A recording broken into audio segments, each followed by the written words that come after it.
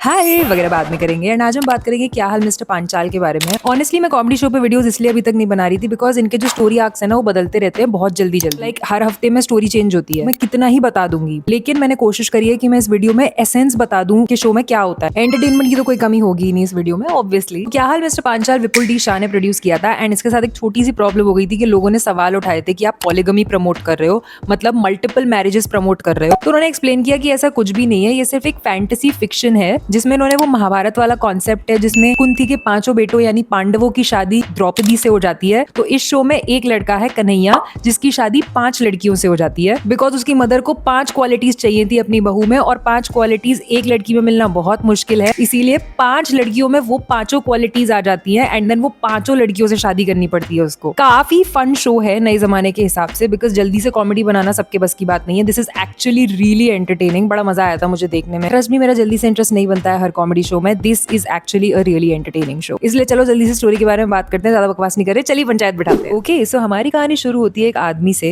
Well actually इसकी शुरुआत होती है उसकी मदर से। होता क्या है कि मेरठ के एक मिडिल क्लास घर में कुंती देवी नाम की एक विडो रहती है जिसकी बस एक ही जिद है, अपने बेटे कन्हैया के लिए एक परफेक्ट दुल्हन ढूंढना। अब परफेक्ट दुल्हन क्या होती है? सो बेसिकली कुंती जी ने अपने बेटे के लिए 5 स्पेसिफिक क्वालिटीज सोची हुई हैं जो उन्हें उनकी बहू में चाहिए, पंचगुनी बहू में। उन्हें चाहिए कोई ऐसी बहू जो सुंदर हो, धार्मिक हो, लाजवाब खाना बनाती हो, उनके लल्ला कन्हैया को प्यार करे और साथ ही दिमाग से शार्प और इंटेलिजेंट भी हो। ये 5 क्वालिटीज चाहिए उनको, और वो भी बस एक ही बहू में। ये बहुत बड़ा पॉइंट है कि उनको एक ही बहू में चाहिए थी ये क्वालिटीज। तो शुरू के एपिसोड्स में दिखाते हैं कि कन्हैया एक ऐसी लड़की से शादी का सपना देख रहा होता है जिसमें वो सारी क्वालिटीज है जो उसकी मम्मी चाहती है। एंड उसकी जो मदर है वो अपनी पूरी महिला मंडली में दोस्तों में गाती फिर रही है, फ्लॉन्ट कर रही है कि वो तो ऐसी बहू लाने वाली है जो बाकी सभी बहुओं को पीछे छोड़ देगी। तो मतलब एपिसोड 1 से ये लोग एस्टेब्लिश कर देते हैं कि कन्हैया को पता है कि उसकी माँ को क्या 5 क्वालिटीज चाहिए अपनी बहू में, इसीलिए वो इस टाइप का सपना देख रहा है। तो अब इस विश को पूरी करने के लिए वो जाती हैं कहाँ? भगवान के पास। वो शिव जी से प्रेयर करती हैं कि उनके बेटे को ऐसी एक आइडियल लड़की मिल जाए, और शिव जी उनकी प्रेयर सुन भी लेते हैं, बस वैसे नहीं जैसे उन्होंने सोचा था। एक ही औरत में 5 क्वालिटीज मिलने की बजाय कन्हैया की शादी 5 अलग अलग औरतों से हो जाती है, और हर एक के पास ऑब्वियसली कुंती आंटी की मांगी हुई एक एक क्वालिटी होती है। अब जैसा मैंने इंट्रो में बताया कि ये सब इन्होंने महाभारत से लिया हुआ है, द्रौपदी जी की कहानी से पैरेलल करता है ये। जिनको नहीं पता है उन्हें बता दूं कि द्रौपदी जी ने कहते हैं पिछले जन्म में भगवान शिव से 5 क्वालिटीज वाले पति मांगे थे, लेकिन भूल से अपनी बात 5 बार रिपीट कर दी थी, तो उन्हें एक में सारी क्वालिटीज मिलने के बजाय 5 पति मिल गए अगले जन्म में। तो इसी सेम आइडिया को उठा के क्या हाल मिस्टर पंचाल के मेकर्स ने ये शो बनाया है। तो उसमें द्रौपदी मांगती है ऐसा, इसमें ये ग्रीडी मदर मांगती है कुंती आंटी, और कुंती भी ऑब्वियसली पांडवों की माँ का नाम है। तो ये वाली भसड़ के बाद शो में कहानी आगे बढ़ती है, और ये देखने के बाद कुंती आंटी और कन्हैया दोनों के होश उड़ जाते हैं। फिर जो भगवान शिव हैं जो शो में बार बार दिखाए जाते हैं, कभी कुंती आंटी को